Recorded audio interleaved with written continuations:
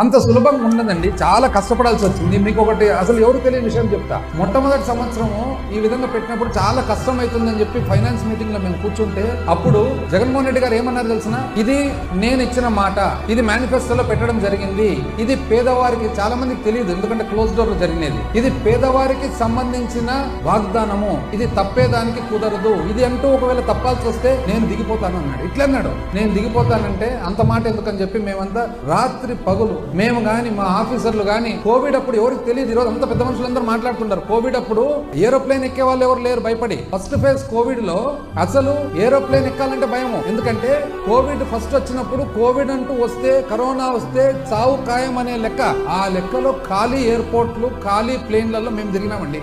ఒక్కసారి కాదు, నేను గాని మా ఆఫీసర్స్ గాని ఎన్నో సార్లు తిరిగినాం. ఆ విధంగా తిరిగి కేంద్రంతో రావాల్సినవి మంచి చెడ్డ, ఆ రోజు కేంద్రం కూడా ఎంతో సహకరించింది, ఏ మాటకు ఆ మాటకు చెప్పాలా, కేంద్రం